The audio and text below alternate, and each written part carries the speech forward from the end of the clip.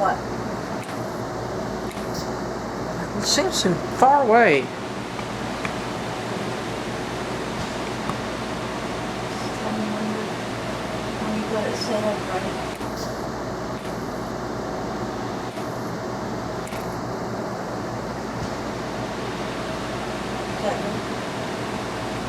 Alright, hi everyone, I'm here at the Bible reading. I hope you guys are having a good day. I'm going to start off with a short story, true short story. This one is called A Grandmother's Message from Heaven. A young man contacted me recently. He had a story to tell, one he said that he would not have thought to tell before reading my book. He was raised a Catholic, but found himself moving away from the church as he grew up, but he never moved away from God. It seems he had a grandmother whom he loved very much and who influenced him greatly. He reminisced about her visits to his home when he was little and how happy he was to give up his room for her when she stayed. Often, in the middle of the night, he wanted to retrieve a small toy or stuffed animal from his room. No matter how quiet he tried to be, she would always wake up and say softly, "Turn the light on, son. Turn the light on." For him, it was a very sweet memory. He eventually grew up and moved away. When he heard the news that his grandmother had died, he was deeply saddened and returned home for the funeral. Entering the church he knew so well as a child felt, comforting him. He saw her casket in the center aisle at the foot of the altar. The church was dark. I don't like that. It's like when they make it dark in someone's room when they're dying and stuff. I don't like that at all. The church was dark. As he approached the casket, he saw in his mind's eye the lovely woman who had meant so much to him. He wondered if she knew he was there and that he still loved her very much.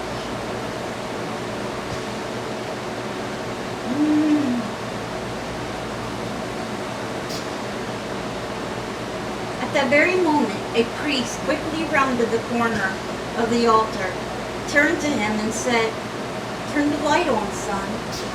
Turn the light on."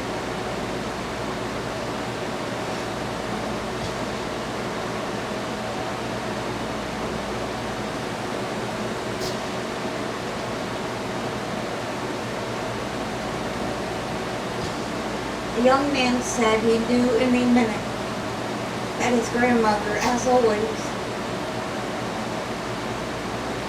knew he was there.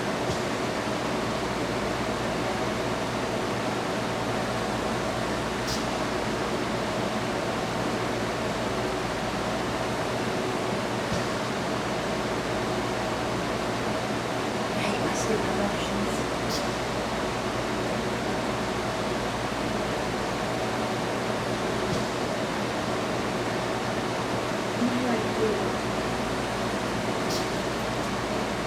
I'm sorry about that. I hate my emotions. I try to control them. I don't do a good job. So we'll only read one of those today. Okay, so are you following along? So today we're going to be reading Luke 20, verses 27 through 47.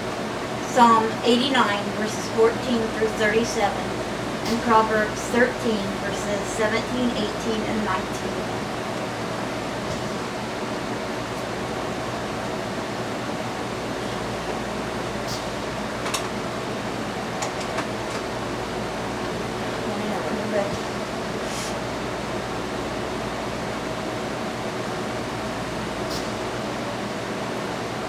In Luke today, we'll be talking about the resurrection and marriage, and whose son is the Messiah, and warning against the teachers of the law.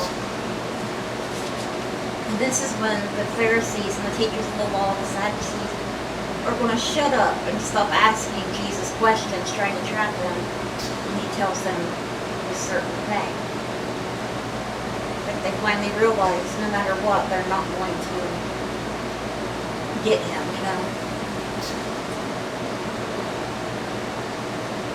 Ready? Some of the Sadducees, who say there is no resurrection, came to Jesus with a question. Teacher, they said, Moses wrote for us that if a man's brother dies and leaves a wife, but no children, the man must marry the widow and raise up offspring for his brother. Now there were 7 brothers. The first one married a woman and died childless.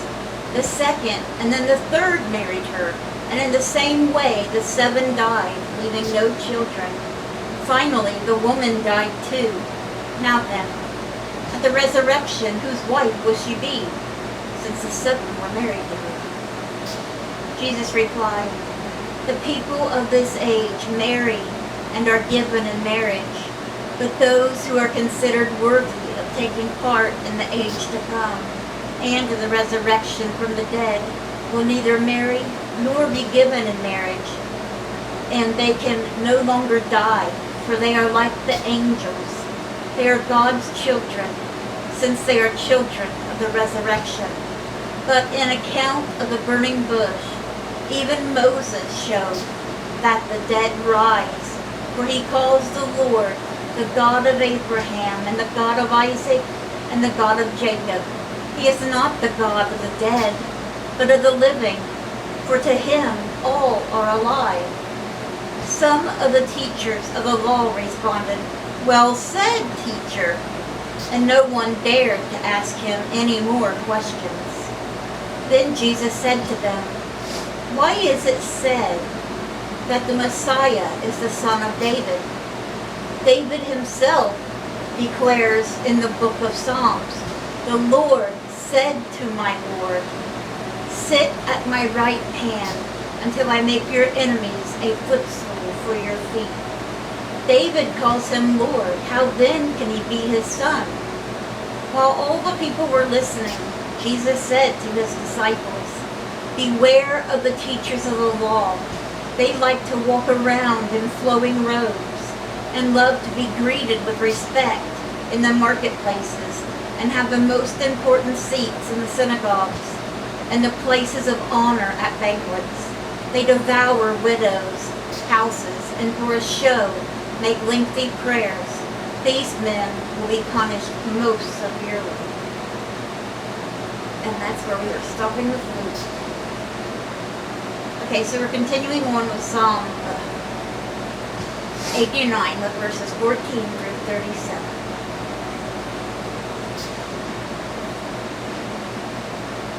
Ready?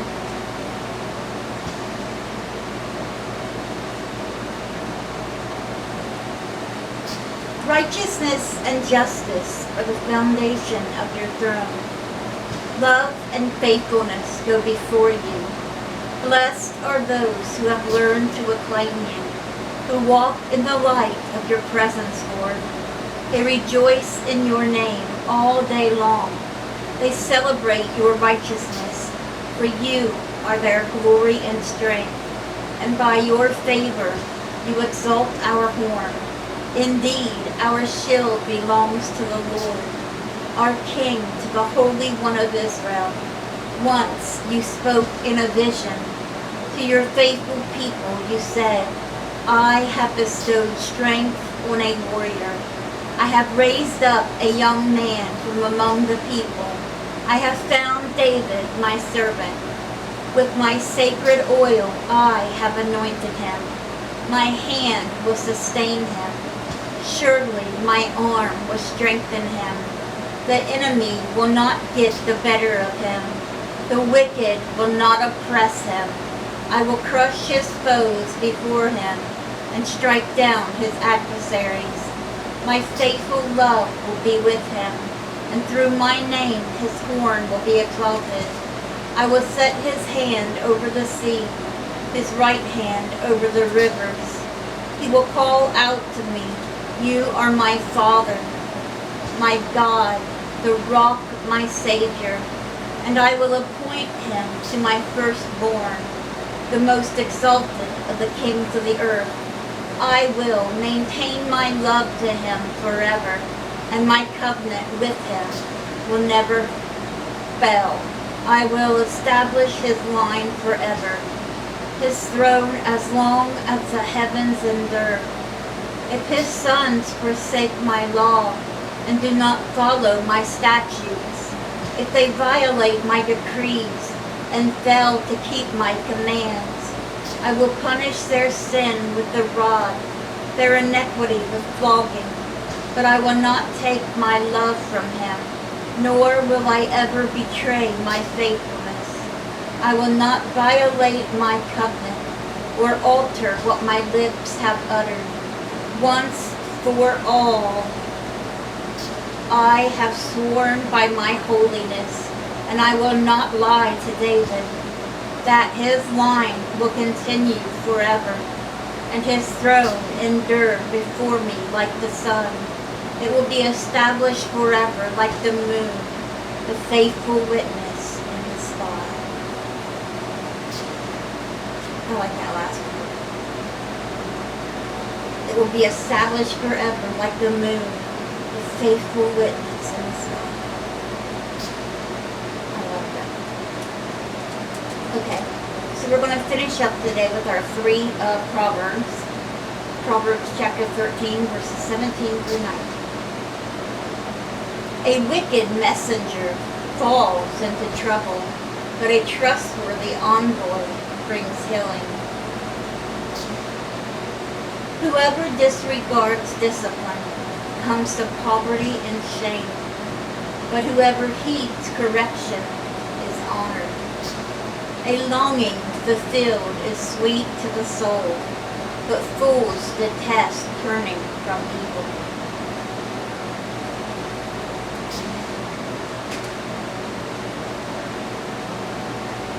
Alright guys, let me go down through the names of our prayer requests. They remain the same. Please keep my mom, Rhonda Kirshner, in your prayers. Sherm, his arms hurt really bad from that booster he got yesterday. Poor guy can hardly lift his arm up. So please pray for Sherm for that, and he's got a fever and his arm's like burning up. Where the shot was, got a big knot on it. Let's see. Please pray for Cindy and Jim Welsh, Lori, Dora Carper, Dean Deddy, the Burt family, the Doles family, Joyce Light, Elizabeth Jeffries, Garnet Boyer, Layla and her son Emil, Levi Dempsey, Abby and Jimmy Myers, and Danette Granger. Alright guys. That was everything for our Bible reading today. I hope you guys have a great rest of your day. Let's bring those souls to Jesus, and God willing, we'll see you guys again tomorrow with another Bible reading. Bye guys. God bless.